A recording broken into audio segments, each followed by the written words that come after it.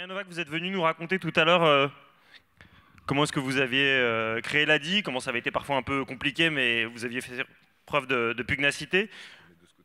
Juste un petit mot, si vous voulez bien, sur l'avenir que vous voyez pour l'association que vous avez fondée il y a 30 ans. Apparemment, ça a l'air de pas trop mal se présenter, mais... Pour moi, l'avenir de l'ADI est défini dans son nom.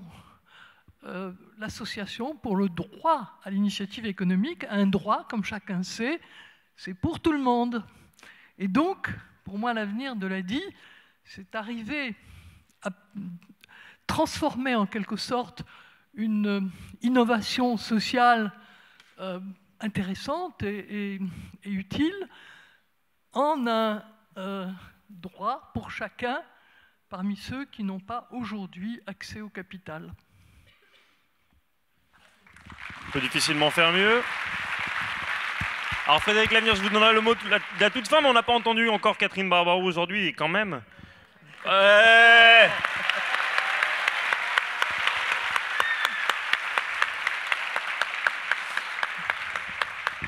Oui, parce que quand même, hein, il fallait oser succéder à Maria et prendre le manche il y a... Je ne sais plus. Hein, peu importe, enfin en 2011, je crois, oui, en 2011, donc voilà.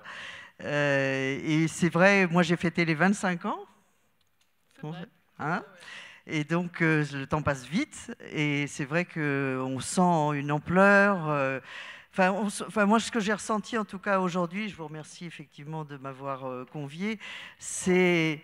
non, mais c'est pas un droit absolu que les anciens reviennent toujours sur les lieux de leurs crimes. Il y a quelque chose de magique quand même, hein, que dans cet unisson, dans cette façon qu'on a tous de ressentir avec des mots différents, mais je pense qu'on ressent les mêmes choses, quoi. Enfin, voilà, je crois qu'on est vraiment... je ne sais pas, il y a une alchimie. Comme vous le savez, moi j'ai vécu dans d'autres univers et j'ai fait partie de ces univers que Maria critiquait tout à l'heure, qui n'étaient pas assez attentifs à la création d'entreprises comme moyen de retour à l'emploi.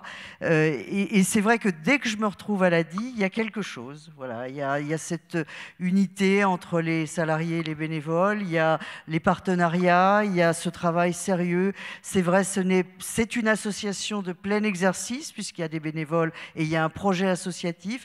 Et c'est une entreprise d'un professionnalisme exceptionnel qui vit avec son temps et qui vit avec ses développements. Donc voilà, moi j'ai l'impression qu'en 5 ans, il s'est passé énormément de choses. J'y ai contribué modestement, mais on avait pris des objectifs ambitieux, hein, de doublement de microcrédit. Et puis je reviens là après avoir... fait un petit détour dans certaines autres activités et je m'aperçois que je voudrais peut-être parler comme les ministres qui sont venus là. Vraiment, l'ADI, c'est disruptif. L'ADI, ça veut vraiment toujours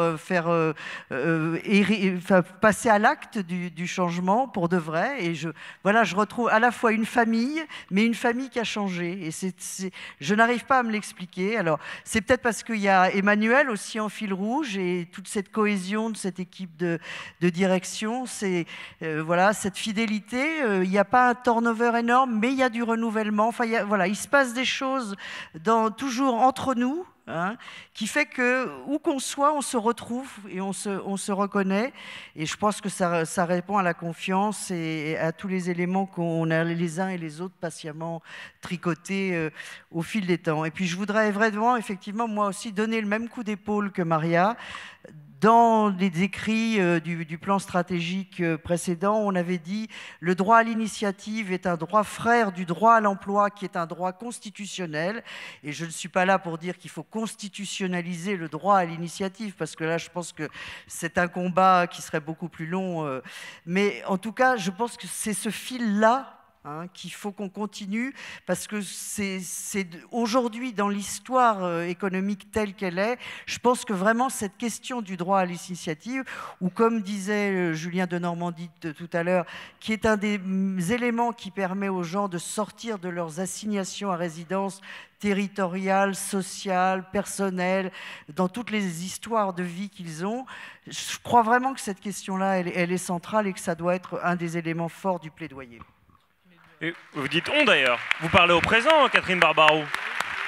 Vous parlez au présent parce que vous avez laissé votre bureau à Frédéric, mais en même temps, quand on parlait du plaidoyer qui doit être fait par absolument tout le monde, moi j'anime pas mal de conférences, j'ai rarement vu deux ministres rester aussi longtemps et avoir un regard aussi bienveillant. Ça veut dire que vous continuez à faire du plaidoyer pour l'ADI, non ?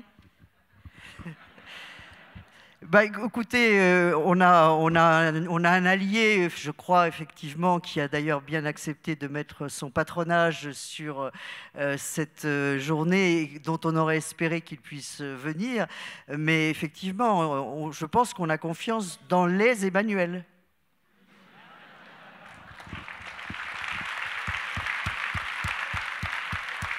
Frédéric, là c'est la vraie mission impossible, c'est avoir le mot de la fin avant le cocktail que tout le monde attend. Mais pour nous, c'est quoi la vision du président actuel pour l'avenir de l'ADI alors ? Non, mais comme c'est le mot de la fin et que je n'ajouterai rien après, je vais d'abord commencer par remercier les deux dames qui ont fait l'ADI. Maria, évidemment, et Catherine, qui a donné une si belle impulsion. J'ai de très bons souvenirs, même excellents, de ce que tu as pu faire et de la manière dont tu as présidé l'association. Je crois que c'est bien aussi de dire merci, parfois. Et donc, je le dis très amicalement. Ensuite, eh bien, je crois qu'il est temps de conclure. Effectivement, je voudrais simplement dire, après ce que vient de dire Maria et ce que vient de dire Catherine, que finalement, notre ambition pour le plan stratégique, c'était pas si mal trouvé. Faire en sorte que chacun puisse être entrepreneur, c'est au fond assez fidèle à ce que nous sommes depuis l'origine. Et donc, c'est notre feuille de route.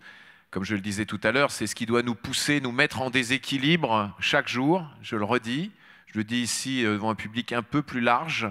Notre plan stratégique, ce n'est pas un rail qu'on doit suivre.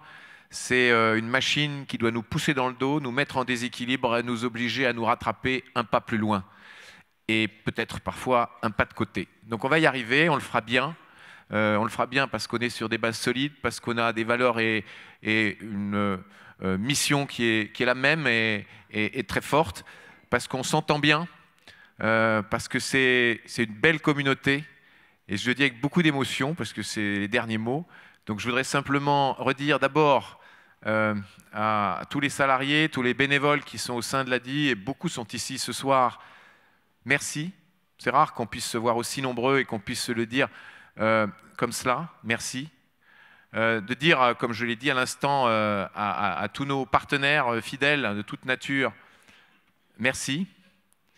Et puis, c'est évident, on l'a tous dit au cours de cette journée, parce que c'est ça qui donne sens à ce qu'on fait et au fond qui nous donne du cœur au ventre et de la joie au cœur, à tous les créateurs qu'on a l'occasion de rencontrer, dont on raconte et dont on lit les histoires, qu'on aide ou qu'on appuie, à eux tous pour ce qu'ils représentent comme exemple d'humanité. Merci. Voilà, je crois que c'est notre merci à tous. On peut les boire un peu.